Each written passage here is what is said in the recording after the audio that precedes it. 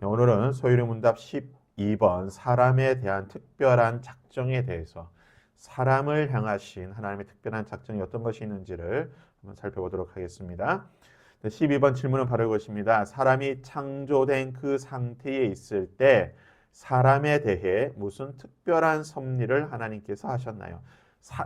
사람이 창조된 그 상태에 있을 때에, 그러니까 나중이 아니라 뭐 아담 이후가 아니라 뭐 모세 때라든지 아브라함 때라든지 그럴 때가 아니라 사람이 창조되었을 때에, 아담이 창조되었을 때에 그 사람에 대해 하나님께서 무슨 특별한 섭리를 하셨는가에 대한 질문이고요. 답변인데요. 한번 함께 읽겠습니다. 시작. 하나님께서 사람을 창조하신 그때 선악을 알게 하는 나무의 열매 먹는 것을 금하심으로 사망의 형벌로 완전한 순종을 조건으로 그와 생명의 언약을 맺으셨습니다. 그러니까 하나님께서 사람을 창조하신 그때에, 즉 나중에 언약을 맺으신 것이 아니라 창조하신 그때에 선악을 알게 하는 나무를 먹는 것을 금하심으로 사망의 형벌로 완전한 순종을 조건으로 그와 생명의 언약을 맺으셨다. 그래서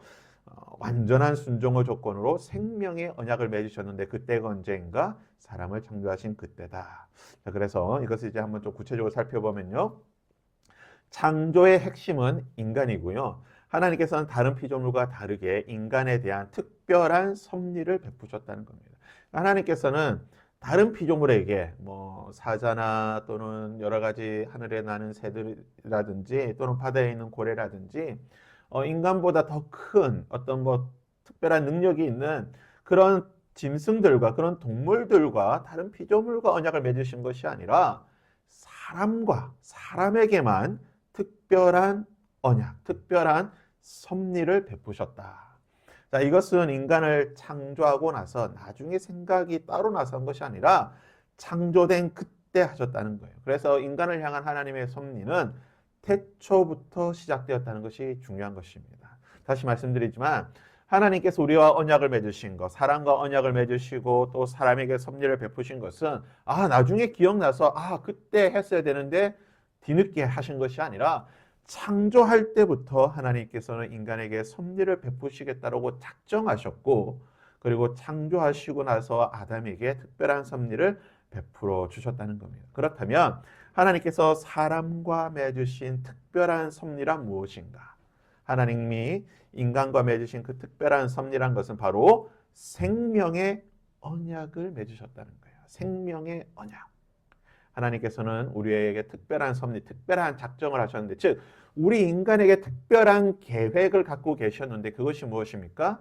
생명의 언약이라는 거예요. 자, 이 생명이라고 하는 것은 그냥 한 번 살고 태어나서 죽는 것이 아니라 영원한 생명, eternal life, 영원한 생명을 말하는 것입니다. 즉 하나님은 우리와 언약을 맺으실 때에 그냥 단회적으로 순간적으로 일시적인 그러한 언약이 아니라 영원한 언약, 영원한 생명을 주시는 언약을 맺으셨다는 겁니다. 근데 그 언약을 맺으실 때에 그 조건이 무엇이냐? 즉, 이 약속이라는 거죠. 언약이라는 것은 약속인데 약속은 당사자가 있고 그 조건, 약속의 내용이 있죠. 그래서 우리가 계약서를 쓸 때 그렇지 않습니까? 가부를 쓰고 갑은 어떤 조건을 했을 때 어떻게 을에게 무엇을 행한다라고 하는 그 조건을 적듯이 하나님께서 우리 인간과 생명의 언약을 맺으실 때에 우리 인간에게 생명을 언약을 맺으실 때에 조건을 내셨어요. 이 조건을 지킨다고 한다면 이 조건을 인간이 우리가 이루어낸다라고 한다면 하나님께서는 영원한 생명을 주시겠다라고 하셨는데 그것이 무엇입니까? 바로 완전한 순종이라는 거예요. 순종할 때에 하나님의 말씀에 순종할 때에 하나님께서는 생명의 언약, 생명, 영원한 생명을 우리에게 주시겠다고 말씀하셨습니다. 그렇다면 그 완전한 순종이 무엇입니까? 무엇에 순종하는 겁니까? 하나님께서는 그 순종, 완전한 순종을 알아보기 위한 수단으로 무엇을 하셨는가? 바로 선악을 알게 하는 열매를 먹는 것을 금지하셨습니다. 즉, 이 선악과라고 하는 것은 우리가 하나님의 말씀에 순종하는가, 완전한 순종을 하는가, 그렇지 않는가를 알아보는 시금석 뒤에도 나오겠지만 시금석입니다. 테스트예요. 그래서 이것을 지키게 되면 영원한 생명을 얻게 되는 것이고 이것을 지키지 못하면 순종하지 않으면 죽게 된다는 거죠. 그래서 하나님은 우리와 영원한 언약을 맺으시고 그 언약을 이루는 조건으로 완전한 순종을 요구하셨고 이 완전한 순종을 알아보는 수단으로서 선악과를 우리에게 주셨다는 겁니다. 그래서 선악과라고 하는 것은 완전한 순종을 판단하는 지표이자 시금석입니다. 이 하나님의 약속에는요, 두 가지, 그러니까 생명이 하나님께서 이것을 우리에게 영원한 생명을 주시겠다는 이 약속을 주셨지만 동시에 뭡니까? 이 선악과를 먹게 되면 어떻게 된다고 하셨습니까? 죽는다. 그러니까 약속을 지키면은 생명을 주는데 이 약속을 어기면 사망이다라고 하나님께서 약속을 하셨다는 겁니다. 그래서 하나님의 언약에는요, 두 가지가 다 있는 거예요. 순종했을 때는 영원한 생명이 있는 것이고 이 순종을 지키지 못했을 때는 그에 따른 형벌, 책임, 죽음이 있다는 겁니다. 그것을 소유리 문답에서는 사망의 형벌이라고 표현하고 있습니다. 그래서 이 소유리 문답 12번의 원회에 보면 하나님께서 이 생명의 언약을 맺으실 때에 그와 함께 맺으셨다는 거예요. 그와 함께 with 사람과 함께 하나님께서는 이 언약을 맺으셨다면 다시 말씀드리지만 언약이라고 하는 것은 당사자가 있는 거예요. 갑과 을, 우리가 이제 쉽게 갑과 을이라고 하지만 A와 B가 있습니다. 하나님과 인간, 하나님께서 인간과 맺으시는 약속이라는 겁니다. 이 약속의 조건을 하나님께서는 순종이라는 것을 통해서 이 조건을 내셨고 자발적인 순종을 통해서 하나님 우리와 인격적인 관계를 맺기를 원하신다는 겁니다. 이것이 중요한 거죠. 이것은 순종이라는 거예요. 복종이 아닙니다. 하나님께서 명령으로 그냥 강압적으로 하시는 게 아니라 순종을 원하시는 거예요. 자발적으로. 그러니까 하나님께서 선악과를 그냥 두신 거죠. 동산 중앙에 선악을 알게 하는 나무와 생명의 나무를 같이 두셨다는 거예요. 하나님께서 말씀하셨죠. 다 먹어도 된다. 다 먹어도 되지만 이 선악과만은 먹지 말라. 그러니까 하나님 뭡니까? 하나님께서는 이 자발적인 순종을 요구하시는 거예요. 다 먹어도 되고 이거 하나만 먹지 마라. 이거 하나만 먹지 말고 다 먹어도 좋다. 이것을 통해서 하나님 우리와 인격적인 관계를 맺기를 즉 아담과 하나님은 인격적인 관계를 맺기를 원하셨다는 거예요. 주종의 관계가 아니라 주인과 종의 관계가 아닌 하나님은 인격적인 이 공동체, 가족이라고 하는 공동체의 관계를 맺기를 원하셨다는 겁니다. 흙에 불과한 피조물에 불과한 우리와 창조주께서 언약을 맺으셨다는 거예요. 참으로 우리가 생각할 수 없는, 측량할 수 없는 하나님의 사랑이라고 생각할 수 있습니다. 언약이라고 하는 것 자체가 상당히 원래 구약적 개념에서 이 구약적 개념에서 이 언약이라고 하는 것은 약속이라고 하는 것은 갑과 을의 약속입니다. 갑과 을의 약속인데 갑은 항상 우리가 표현에도 있듯이 갑은 절대적인 위치고 을은 항상 열세적인 이 약자의 위치입니다. 그래서 언약을 맺게 되면 항상 을이 지키게 되어 있어요. 을이 지키는데 그 조건이 굉장히 가혹한 조건들입니다. 하지만 하나님께서는 창조주 하나님께서 우리의 언약을 맺으실 때는 결코 가혹한 조건을 결코 이룰 수 없는 부당한 조건을 내신 게 아니죠. 너무나 쉬운 조건이에요. 그냥 자발적인 조건이에요. 자발적으로 그냥 안 먹으면 되는 거예요. 다 먹는 게 쉽습니까? 하나 안 먹는 게 쉽습니까? 우리가 쉽게 생각했을 때. 다 먹는 게 쉽죠. 하나님께서 동산의 모든 거 다 먹어도 된다고 했어요. 생명나무를 포함해서 다 먹어도 된다. 단 하나 먹지 마라. 10,000개를 먹어도 되고 하나를 먹지 마라고 하셨을 때에 뭐가 더 쉽습니까? 당연히 10,000개를 먹는 게 더 쉽죠. 하나님께서 우리에게 약속하신 것은 항상 이렇다는 거예요. 하나님께서 우리에게 조건을 내시고 약속하시고 언약을 맺으실 때는 너무나 이루기 좋고 우리 입장에서 우리의 어떤 편이라고 할까요? 우리의 형편을 살피시고 하나님께서 항상 이렇게 언약을 맺으신다는 겁니다. 이게 나중에 이제 아브라함이라든지 또는 다윗이라든지 하나님께서 언약을 맺으셨던 그 사람들의 모습을 보면 항상 공통적으로 볼 수 있는 부분입니다. 부족함이 없으시는 하나님이 우리와 인격적인 관계를 맺으시고 서로 언약을 맺으셨다는 것 자체가 은혜이고 기적이고 사랑의 표현인 것입니다. 그래서 언약이라고 하는 것은 전적인 하나님의 은혜예요. 전적인, 왜냐? 우리가 충분히 하나님께서 이룰 수 있는 그러한 언약을 맺으시고 또 창조주께서 피조물과 언약을 맺으셨다는 것 자체가 기적이고 사랑의 표현인 것입니다.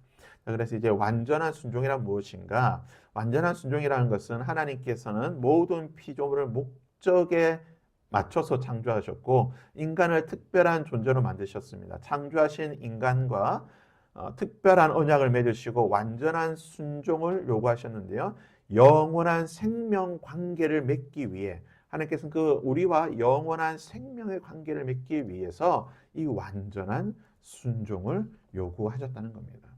그래서 그냥 하나님 좋으라고 이 순종을 요구하신 게 아니라는 거예요. 하나님께서 우리에게 순종을 요구하실 때는 그냥 하나님 좋으라고 하나님의 만족을 위한 것이 아니라 말씀드리지만 이 언약을 이루기 위해서 이 하나님께서 우리와 맺으신 언약은 뭡니까? 생명관계. 특별히 에덴 동산에서 맺으셨던 아담과 맺으셨던 이 언약은 영원한 생명의 관계에 초대하기 위해서 이 관계에 초대하기 위해서 하나님께서 언약을 맺으셨다는 거예요. 그래서 지난번에도 말씀드렸지만 만약에 아담이 생명나무의 열매를 먼저 먹었다면 얼마나 좋았을까요? 그럼 어떻게 됐을지 모르겠죠. 생명나무의 열매를 먹었으면 좋았지만 생명나무 열매를 먹지도 않고 모르겠어요. 뭐 나중에 이제 먹을 생각을 했는지 모르겠지만 선악과부터 먼저 먹었다는 거죠.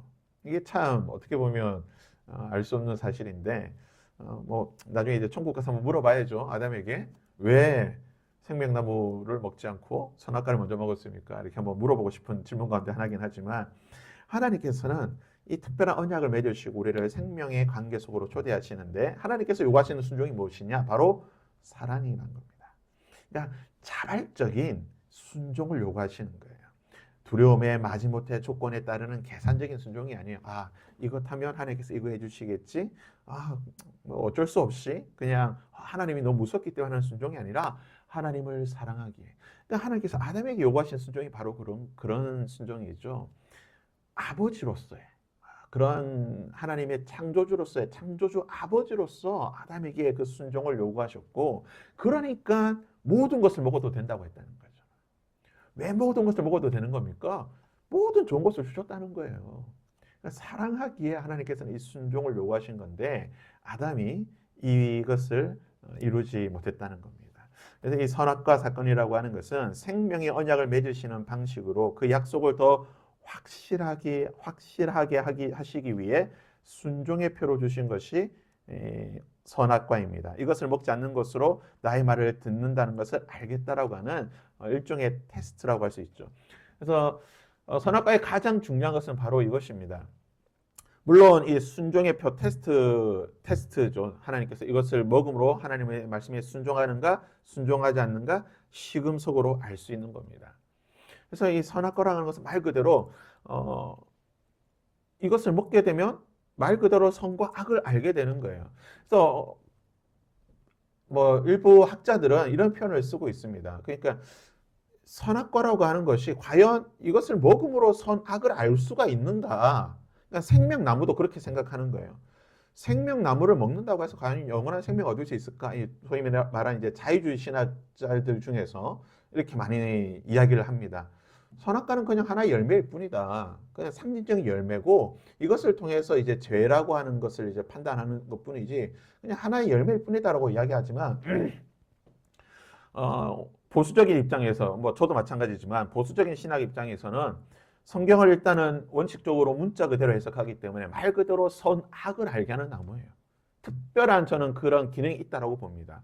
이 선악과 자체에 특별한 그러니까 이것을 먹음으로 정말 선악을 알게 되는 선악을 분별할 수 있는 물론 그것이 이제 하나님만 하실 수 있는 어떤 판단의 기준이긴 하지만 그 열매를 먹음으로 인해 선악을 판단할 수 있는 그런 기능을 주는 그런 열매가 저는 분명히 있다라고 생각합니다. 생명나무도 마찬가지죠. 생명을 주는 그래서 뭐 어떻게 표현할까요? 그 뭐 서유기라든지 그 이제 동양의 사상 속에 보면은 옥황상제의 부인이 있습니다. 제가 부인의 이름을 까먹었는데 그 부인이 있는데 그 부인이 키우는 나무 중 극락에서 극락 세계에서 옥황상제의 부인이 나무를 키우는데 그 나무가 뭐냐 복숭아예요. 천도복숭아를 키웁니다. 근데 그 천도복숭아가 뭐냐? 그걸 하나를 먹으면 제 기억이 맞나 모르겠어요. 하나를 먹으면 1000년을 사는가 그래요. 그 하나를 먹을 때마다 열매 하나 먹을 때마다 1000년인가 뭐 이렇게 살아서 가는. 그래서 이제 그 성경에 대해서 좀 비판적인 입장을 가지는 학자들은 아빠 그 뭐 생명나무가 뭐 그런 거 아니냐라는 식으로 이렇게 이건 그냥 비유적인 표현일 뿐이다라고 이야기를 하지만 제가 믿기로는 나중에 요한계시록에도 나오긴 하지만 요한계시록에도 그 생명수 옆 나무에 생명수 옆에 그 과실이 있고 그것에 그 생명나무들이 열린다고 하는 표현을 보게 되면 그것을 먹음으로 분명히 영생하는 생명을 얻게 하는 그러한 기능을 주는 저는 나무가 있다고 믿습니다.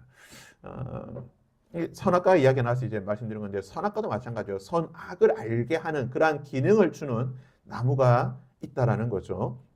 그래서 하나님은 우리가 에덴 동산에 머물며 동산지기로 사는 것을 원치 않으셨습니다. 선악과를 통한 완전한 순종을 통해 하나님과 영원한 생명의 관계 속에 있기를 원했습니다. 선악과의 핵심은 이것이 어떤 과일이냐 아니냐. 그래서 뭐 이것이 뭐 사과다 아니다 뭐 이런 게 중요한 게 아니라 선악과 그 자체가 선악을 알게 하는 그 자체 그 나무가 순종의 시금석이다. 이 하나님의 말씀을 순종하느냐 순종하지 않느냐는 시금석이 된다는 것입니다. 그다음에 이제 아까 나왔던 사망의 형벌은 무엇인가?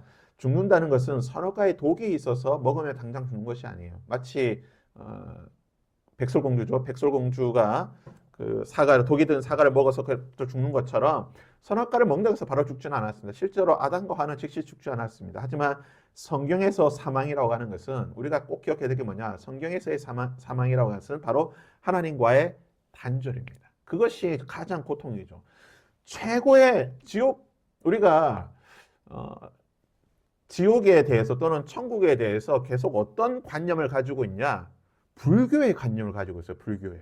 이게 무슨 말이냐면 지옥에서 우리가 고통당한다고 했을 때 많은 뭐 이렇게 뭐 지옥을 보고 왔다는 사람들의 이야기라든지 또는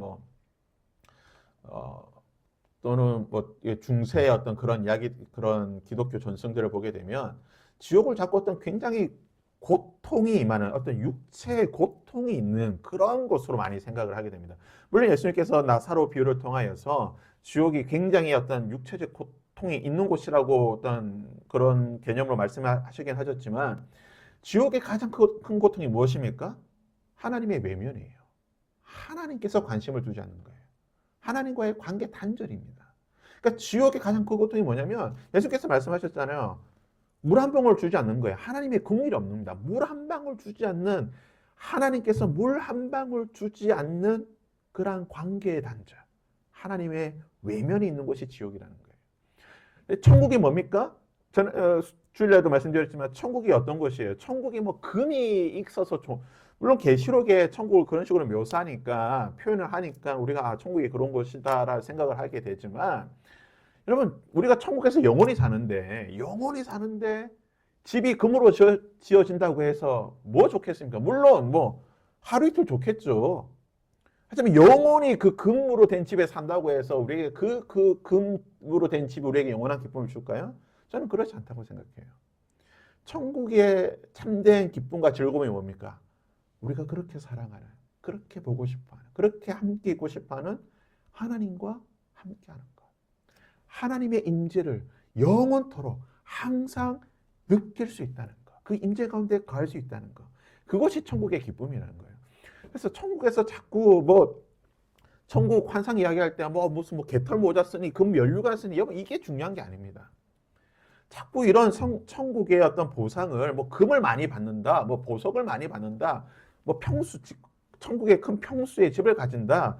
자꾸 이런 식의 어떤 물질의 자꾸 불교적인 그런 개념의 천국과 지옥을 생각하면 곤란하다는 거예요.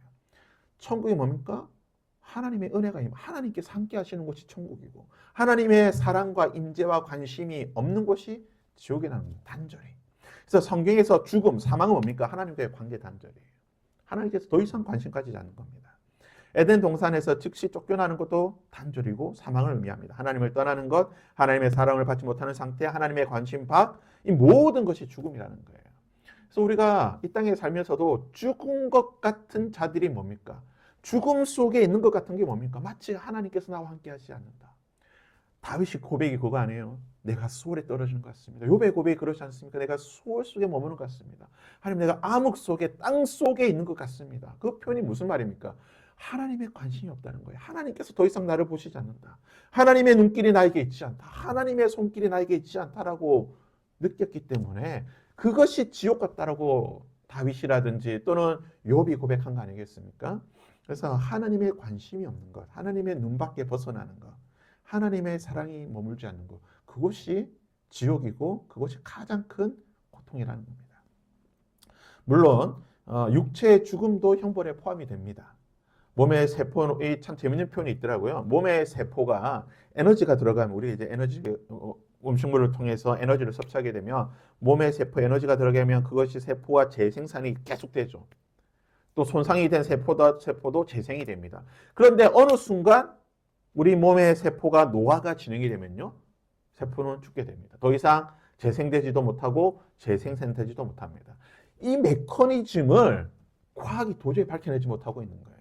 그러니까 이 메커니즘만 밝혀내면 이제 과학자들의 목표가 그거죠. 바로 이 메커니즘이죠. 세포가 어느 순간 노화가 와서 더 이상 재생과 재생산을 멈추는 이 메커니즘을 깨트리면은 인간은 이제 영생할 수 있구나. 영원히 살 수 있구나. 최소한 아니면 뭐 200세, 300세 이상 살 수 있구나. 그래서 과학자들이 연구하는 게 바로 이것인데요. 이 메커니즘은 결코 깰 수가 없죠. 알 수가 없죠. 왜입니까? 이것이 바로 죽음인데요. 죽음이라는 것은 오직 하나님만 정복하시는 거예요. 하나님이 내리신 형벌이기 때문에 하나님만 정복하시고 하나님만 깨뜨릴 수 있는 겁니다. 인간이 결코 이 메커니즘을 알아낼 수가 없습니다. 인간이 결코 바꿀 수 없고 오직 하나님만 이 모든 것을 해결한다는 거예요.